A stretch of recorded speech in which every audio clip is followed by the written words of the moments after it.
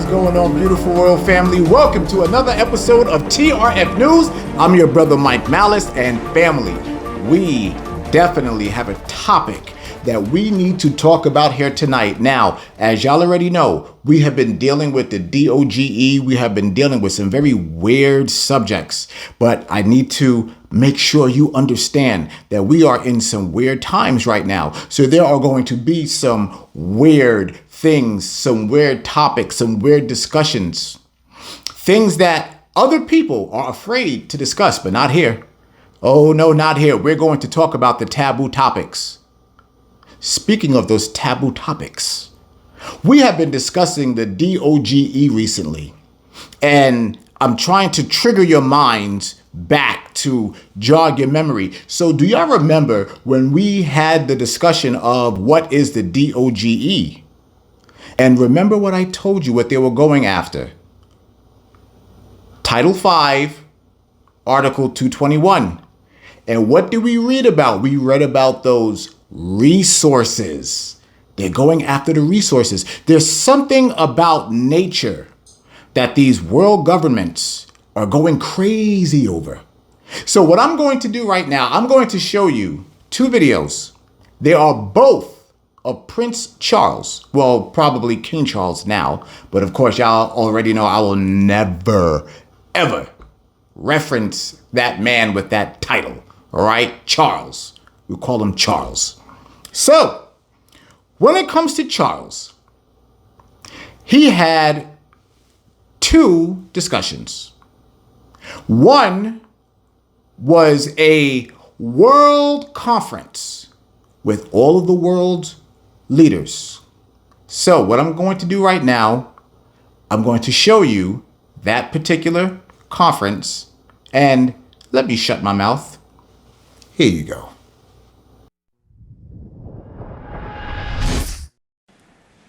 The COVID-19 pandemic has shown us just how devastating a global cross-border threat can be. Climate change and biodiversity loss are no different.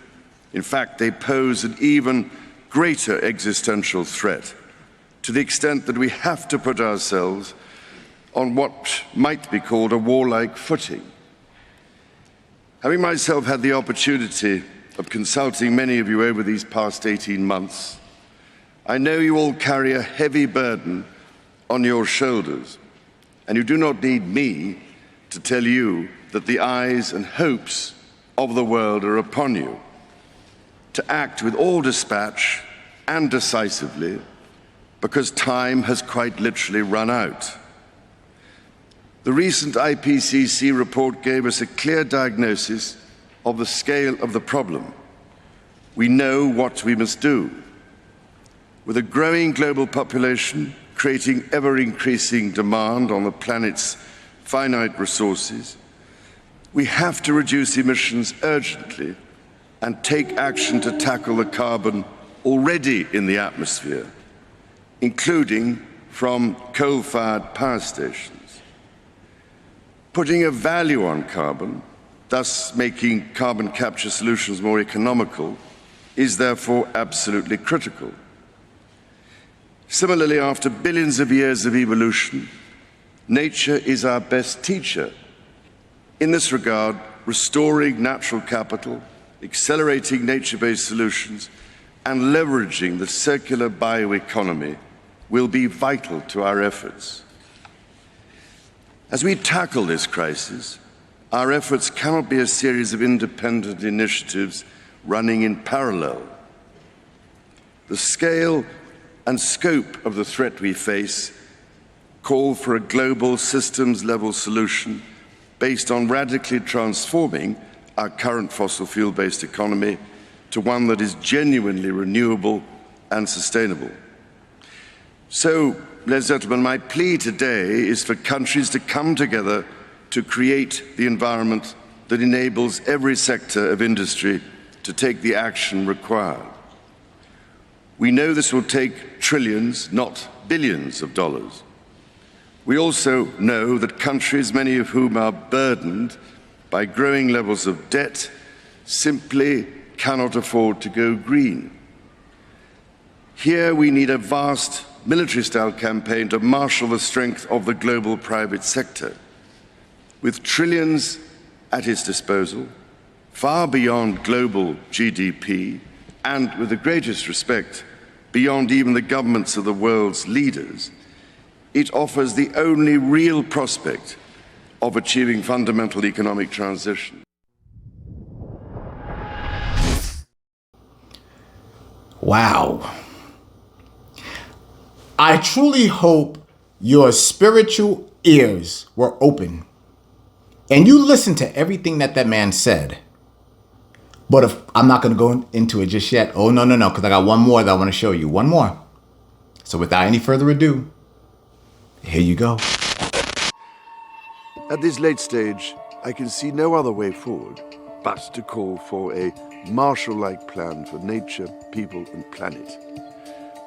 With the planetary emergency so critical, with the permafrost melting in Siberia, for instance, producing dire effects on global warming, and with the Pantanal in Brazil being consumed by unprecedented numbers of fires, we can no longer go on like this, as if there was no tomorrow and no ultimate reckoning for our abuse of nature.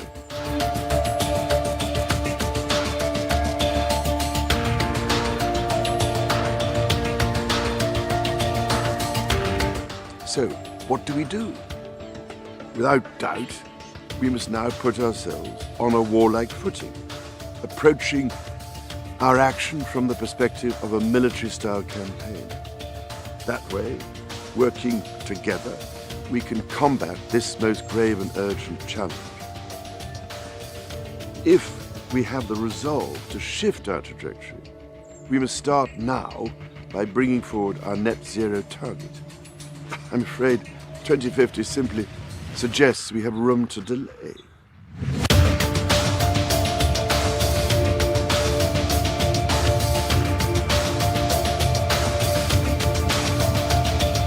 Having been at this now for well over 40 years, I have long observed that people tend not to act until there is a real crisis. Ladies and gentlemen, that crisis has been with us for far too many years, decried, denigrated, and denied. It is now rapidly becoming a comprehensive catastrophe that will dwarf the impact of the coronavirus pandemic.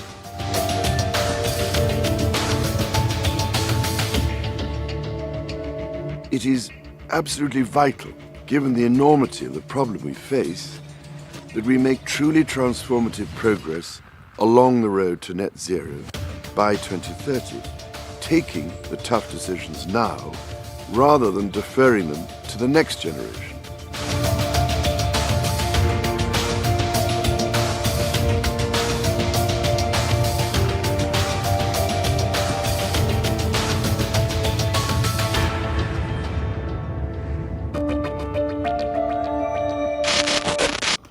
All right. Now it's time to get into this discussion. Wow. Now, mind you, that took place back in 2021. And the reason why I am mentioning that is because I need y'all to see that this has been a plan for quite some time. As you saw, then President Biden was right there in the audience listening to the king, showing you that Britain still has a certain amount of power that is respected by the United States government. But I need y'all to understand something.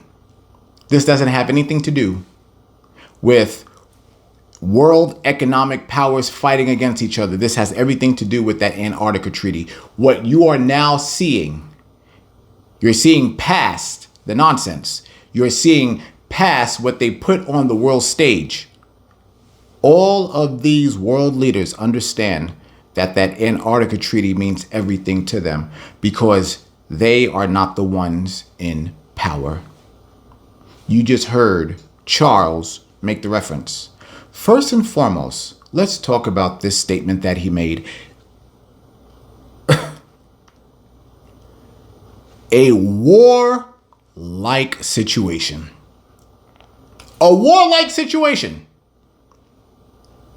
A militarized, warlike situation that must intervene with nature, people, and the planet.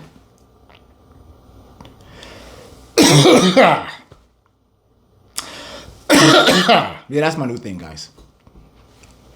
When I cough, I'm coughing up the BS. Sir, Charles, sir, and all the rest of you evil world leaders, you can no longer hide your secrets.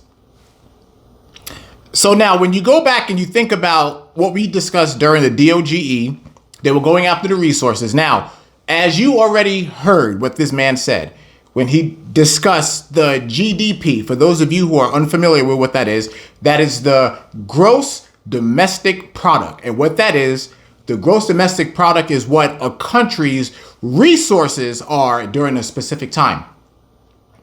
What their accruance and selling, what the marketability of that country's resource is. Why is that important to all of these world leaders? DOGE, what are they going after? They're going after the resources. They're going after the resources. Again, think about Captain America, Brave New World. Brave New World. As you see, all of this is making sense to you. What is the common denominator with all of these things here? Antarctica, that Antarctica treaty. I am really trying to get y'all prepared for what they are going to bring out. We have to go back to Luke chapter 21 and verse 26. Men's hearts are going to fail them for the things that's coming to this planet. I'm telling you. And as you heard what Charles said there, a military militia intervening to keep things under control. But he said it's going to take trillions. It's going to take trillions. So guess who that eliminates? It eliminates Donald Trump and also Elon Musk. That just eliminated everybody on Earth because there's not 1 trillionaire. But what Charles is speaking of is a trillionaire. This person who he said, no world government will be able to take care of. This is a problem that nobody on earth or of this earth can fix. Family, what are they talking about? Y'all are not stupid. What are they talking about? He's talking about the beast system. And they're introducing it right in front of your face. They are introducing whoever this representative of that Antichrist is going to be. They're setting the stage. And it's right in front of your face. So what we're going to do, we're going to take this to the scriptures. Family, please open your Bibles to Revelation chapter 13. Revelation chapter 13. We're going to read all this. And I stood upon the sand of the sea and saw a beast rise up out of the sea, having 7 heads and 10 horns, and upon his horns 10 crowns, and upon his heads the name of blasphemy. Now, family, we talked about that many times. Now, we know that that's talking about that European Union. First and foremost, the 7 Edomite ruling countries, and then the 10 common markets. We've had this discussion. So many of you should be familiar with this. Let's continue. And the beast which I saw was like unto a leopard, and his feet were as the feet of a bear, and his mouth as the mouth of a lion. And the dragon gave him his power and his seat and great authority. And I saw one of his heads as it were wounded to death, and his deadly wound was healed, and all the world wondered after the beast. And they worshiped the dragon, which gave power unto the beast. And they worshiped the beast, saying, Who is like unto the beast? Who is able to make war with him? And there was given unto him a mouth speaking great things and blasphemies. And power was given unto him to continue 42 months. And he opened his mouth in blasphemy against God, to blaspheme his name and his tabernacle and them that dwell in heaven. And it was given unto him to make war with the saints and to overcome them. And power was given him over all kindreds and tongues and nations. And all that dwell upon the earth shall worship him, whose names are not written in the book of life of the Lamb, slain from the foundation of the world. If any man have an ear, let him hear. He that leadeth into captivity shall go into captivity. He that killeth with the sword must be killed with the sword. Here is the patience and the faith of the saints. You see that, family? It's talking about you. To make war with the saints. These resources. Who is it talking about? You're the resource. You were made from the dust of the earth. We come from the ground. It's us to make war with the saints. That's what they're coming after. All of this is about us. As you see what the world is going through right now, everyone is asking the question, what is going on with black people? Why are they not standing up for the Hispanics when they are being threatened with ICE? What is going on with these black people? Why all of a sudden are they so quiet? And like I mentioned earlier this week, the Most High has a spirit on us that has us nice and calm. My saints, y'all have enough trouble coming as it is. Just chill for right now. Jacob's trouble is on its way. And they are talking about it in these world governments. The rest of the world, they have no idea. They couldn't care less.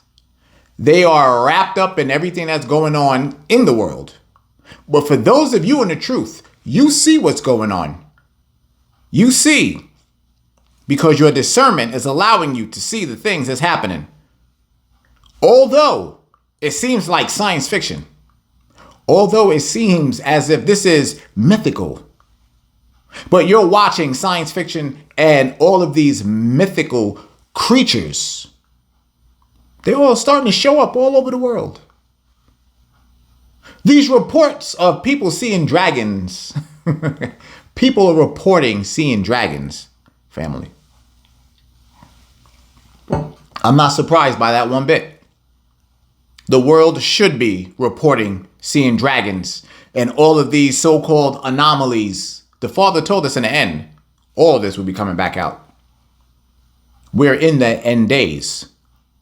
And just as Charles made that speech for some type of warhead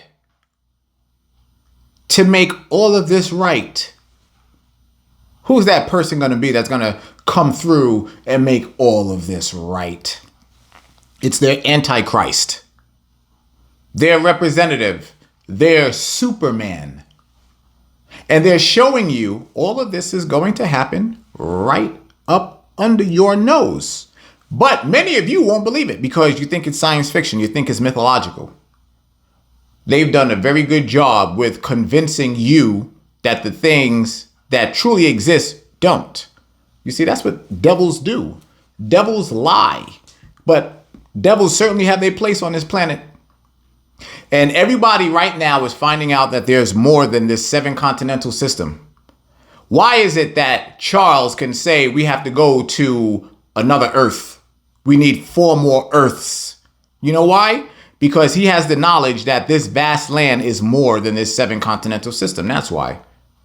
He knows about those other beings. He knows what's coming. They all do. Many of you know, but you don't want to believe it. You're afraid that people are going to call you crazy. They're going to call you a retard. You're stupid. You know, you're in a cult. You're out of your mind. Them Israelites got you bugging. All of that because you are afraid to open your mouth and have the discussion about these creatures that the Bible even speaks about. Take a Christian to Luke chapter 21 and verse 26 and see what they say. See what their explanation truly is. What will they say? But family, I'm telling y'all, I really hope that y'all begin to get ready. This world and everything that you know about it is about to change. And you can't be afraid. Why? There's nowhere you can go, and there's nowhere you can hide. You can't even escape from this with death. It is time for our people to return back to our Father. It is time that we put forth the effort, the respect and desire for our God and return back to Him. We belong to Him. Let's return home. Let's go back to our God. Let's usher in our new world. The world where the Israelites rule. But there's only one way that we can begin to do that.